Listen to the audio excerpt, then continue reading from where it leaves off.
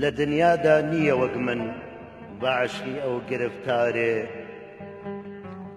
سەر و ماڵم لە ڕێیدانا کەچی لوتفی نەبوو جارێ سەفیل و دەربەدەر ڕۆژێ لە کوچە و قوژبنی شارێ ئەمان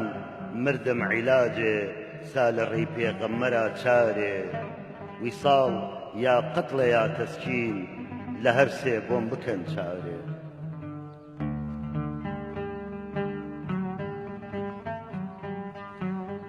تفو لەم دەرە پڕقەهرە لە خۆشی و سەروەت و بوونی ئەوی دانایە بۆی نایە سەفایە لای کەروکوونی لە داخی دەوری ناهەموار و پیشە و کردەوەی دوونی لە کونجی سینە دەنگی ئای و ئۆی دڵ دێ بە مەحزوونی وێران بێ نەمدی ساتێ لینێ ناڵەی بریندارێ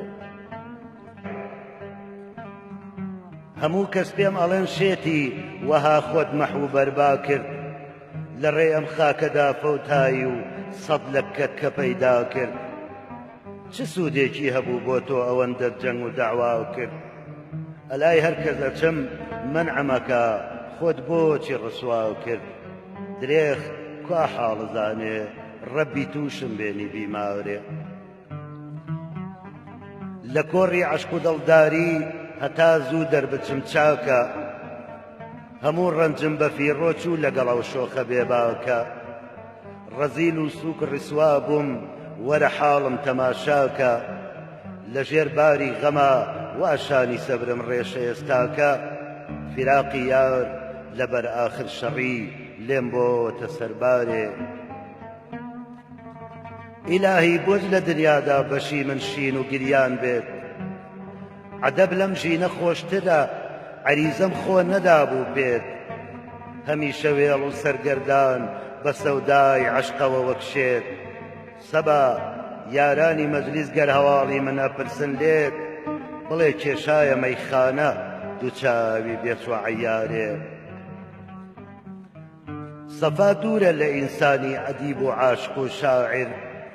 بەشی هەر دەرد و زووخاوە دەرونی کەی لە پڕ ئاگر چ دڵ سەختێ کە تووشی بووم نەجاتم دەی خودای قادر لە نەزعا پێی ئەڵێم قوربان جەفا بەسیە ئەڵێ کافر ئەرێ چیت دیکە تۆ سەگ مەرجی گارم ماگە پێت جارێ برا کەوتومە بەر لیسی زەمانە و چەرخی چەپکردەی بە ناشکوری نەبێ ڕۆژێ نەبوو بۆ خۆم بڵێم ئۆخەی عیلاجی دەردی من نایە بە عود و ڕوود و جامی مەی وەها سوتا و مەسڵەن تابی فریادم نەما سادەی ڕەفیقانی وەسووتن ئێوە نامرد عەرزە هاوارێ هەزاران ڕەحمەتت لێ بێ لە شیعرات چەند تەڕوو وردی عەزیزم مستەفا بەک تۆ نەمردووی کێ ئەڵێ مردی جوابی وایە بێ کەس گەر بڵێن تەقدیری بۆچ کردی دڕ و یاقووت دەبارێ لەم کەلامە شیرینەی کوردی دەسا خوا کوا لە دنیادا قەدرزان خەریدارێ